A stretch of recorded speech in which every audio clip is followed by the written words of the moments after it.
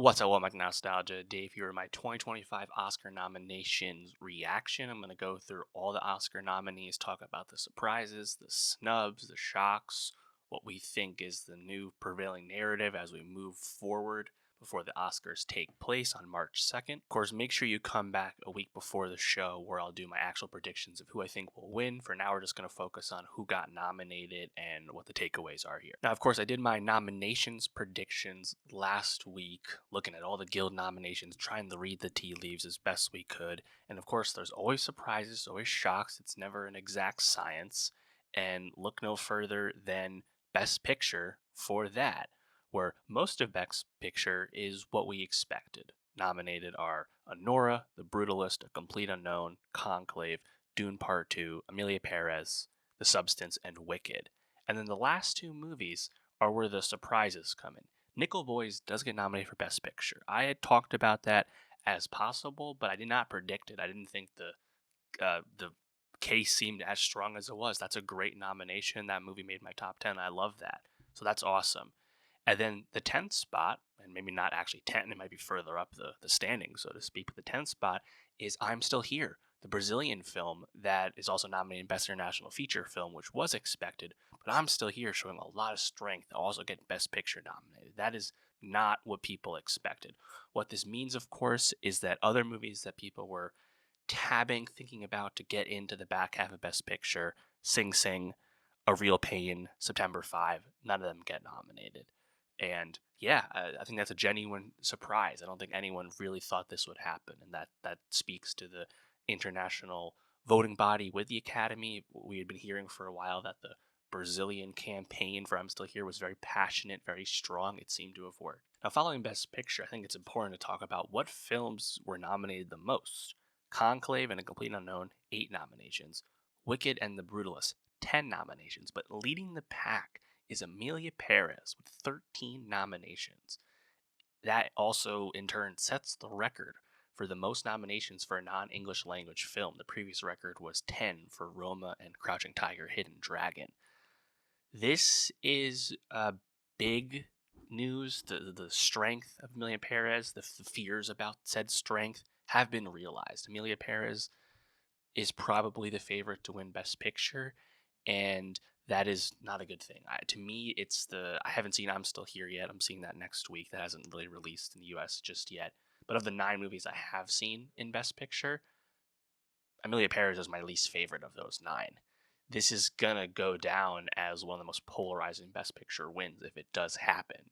We're in the Green Book category. We're in the Crash over Brokeback Mountain category. This is not a good development, and I can't be too picky because the last few years, Best Picture went to my number one movie of the year with Oppenheimer, Everything Everywhere All at Once, Parasite in 2019. Right, like it's been pretty good for the most part, but this is a tough beat. And we'll see what happens. I think The Brutalist still has a chance to win. And again, I'll make my official predictions, come the week before the Oscars, and then we'll have seen all the Guild wins and have a better sense of where things are trending. As a result, of course, Netflix is the most nominated studio with 16, followed by A24 with 14, Universal with 13, Focus Features with 12, and Searchlight with 10. Honestly, great show for Focus. I love to see that there. Netflix leading the pack with 16, Emilia Pérez leading the pack with 13. It's not dissimilar from a lot of the things that have happened with Netflix, contenders or would-be contenders in the past. And now the question, of course, is will Netflix finally get its first Best Picture win with this movie? We'll find out. Moving through the rest of the categories, Best Director, some surprise once again. Brady Corbet for The Brutalist, Sean Baker for Anora, Jack Odiard for Emilia Pérez. All that was expected. Corley Fargett for The Substance, which I think a lot of people were pegging. I feel like it was going that way, seemingly for the 5th spot. But no. In fact, the other selection went to James Mangold for A Complete Unknown, meaning Edward Berger for Conclave was not nominated for Best Director, which is certainly a surprise. On the other hand, Mangold did have a DGA nomination. There was more strength there. I think Complete Unknown in general, with its 8 noms, more strength. So that's pretty cool. As a result, no Denis Villeneuve in Best Director, no Ramel Ross of Nickel Boys, no John Chu, no Pio Capadia. I didn't feel like Denny was going to happen. I think more so the surprise here is that Berger ended up being the one to drop out, considering he is an international director. He is German.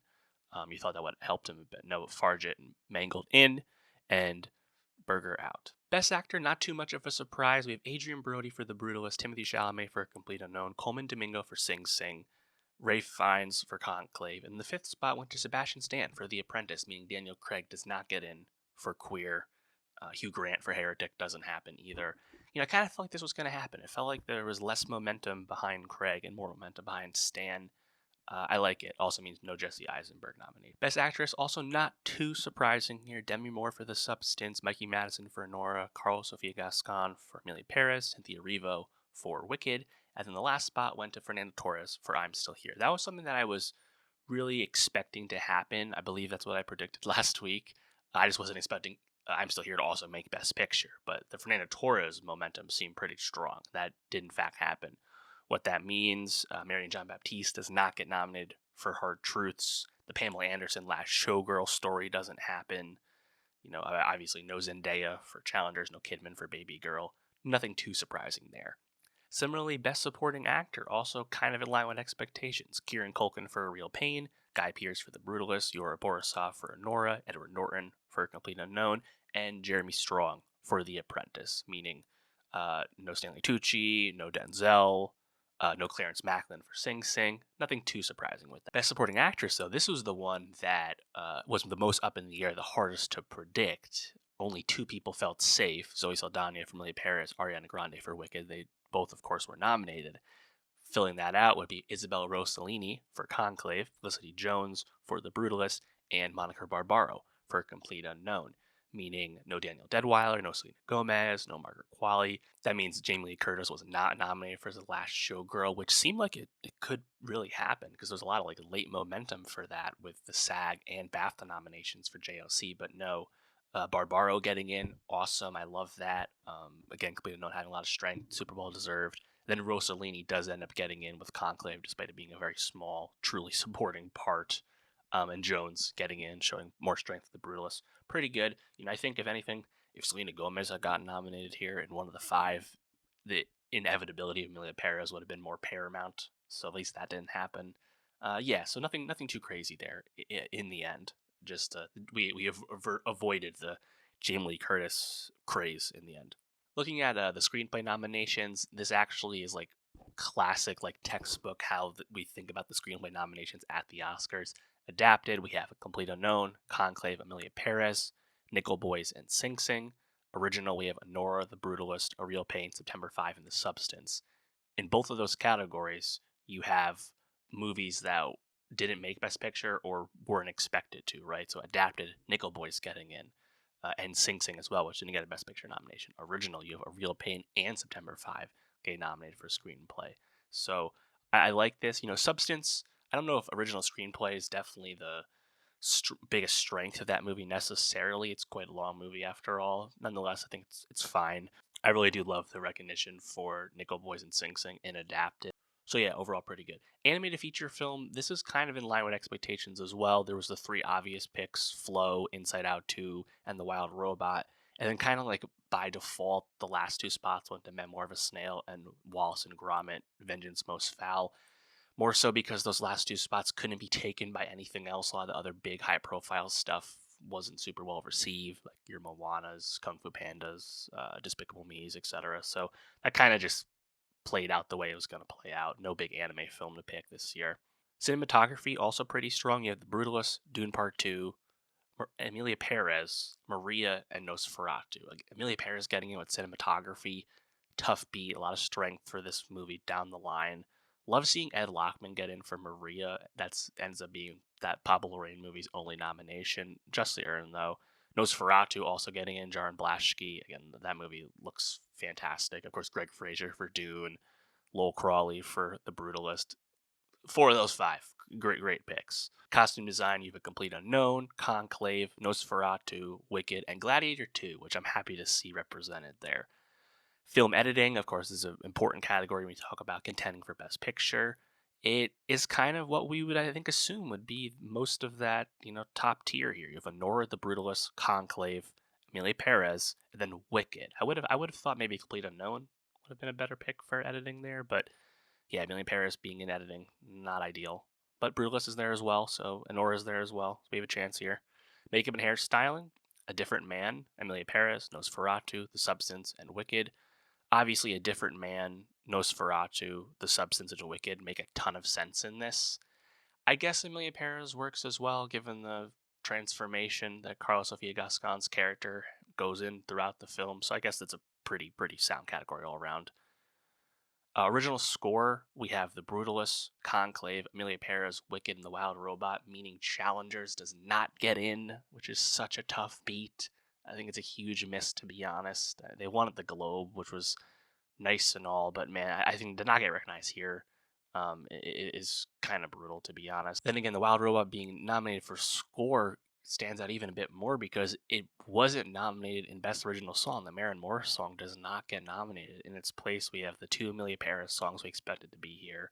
The 6888 from Netflix's Tyler Perry movie from December, kind of surprising, I suppose. Song from Sing Sing, and a song from Elton John, Never Too Late, which I'm unfamiliar with. So Challengers doesn't get a song in, and the Maren Morris Wild Robot song doesn't get in. Interesting. And you think about it a little bit further, then you look, oh, The Journey from the 6888 is written by none other than Diane Warren, someone who gets nominated all the damn time. We're talking about like over a dozen nominations for Best Original Song, but never wins. So we're staying the same with that move. Documentary feature film, Black Box Diaries, No Other Land, Porcelain War, Soundtrack to a Coup d'etat, and Sugarcane. I haven't actually seen any of those yet, so I can't really speak to docs. I'm going to skip all the shorts. International feature film, largely in line with expectations for 4 of the 5. We have I'm Still Here from Brazil, Emilia Pérez from France, The Girl with the Needle from Denmark, The Seed of the Sacred Fig from Germany via Iran, and Flow from Latvia. So the only one that's a surprise there is The Girl with the Needle from Denmark. Wasn't really sure what that 5th spot would go to. I predicted Kneecap from Ireland. Goes to The Girl with the Needle instead, which I've yet to see. I think the thing that's interesting about this category, it's the first time in a long time, I think, that we have 2 Best Picture nominees in this category with Emilia Pérez and I'm Still Here. Obviously, Emilia Pérez is still the overwhelming favorite, given it's the lead, and usually when you get nominated in Best Picture, you're a lock for this category, but usually you don't have any other Best Picture competition in this category, so something to monitor, but I believe Emilia Pérez will win it without much challenge. Production design, I think this is a pretty good category once again. Brutalist, Conclave, Dune Part 2, Nosferatu, and Wicked. I think maybe you could justify taking Wicked out for something else, but it's a pretty good category. Best Sound, Complete Unknown, Dune Part 2, Emilia Pérez, Wicked, and The Wild Robot. Solid, again, I think. Nothing really jumps out too much. I mean, Emilia Pérez does have a lot of music, so it makes sense that sound is here. I love seeing this good support for Dune below the line with production design and sound. I'm really hoping it can win some of these. And that includes, of course, Best Visual Effects, where Dune is nominated alongside Alien Romulus, Better Man, Kingdom of the Planet of the Apes, and Wicked. I think, again, you could take Wicked out, maybe put something else in there. I would love to see Civil War get nominated after making this short list. But I think Kingdom of the Planet of the Apes, Better Man, Alien Romulus, and Dune Part 2 are all stellar visual effects nominations. Marvel does not get in, as expected. So yeah, that's where we're at. Those are the noms. I think again the big surprise is I'm Still Here in Best Picture. Jamie Lee Curtis not getting in for supporting actress in the end. Fernando Torres does get nominated for Best Actress. These are like the big takeaways, right? Emilia Pérez, a ton of strength. That's where we're at with the Oscar nominations. Let me know though, what is the biggest surprise to you? What were you most shocked to see? What stood out to you? Are you dreading an Emilia Pérez Best Picture win like me? If you're not, let me know why. Either way, make sure you come back at the end of February for my Oscar predictions about who will win. And of course, we'll react to the actual Oscar winners once the Oscars take place. And of course, if you like movies, make sure you subscribe. youtube.com/nostalgiapod. I review everything that comes out when it comes out. Talked about damn near everything that's been nominated. So if you like that, stick around, and I'll see you next time.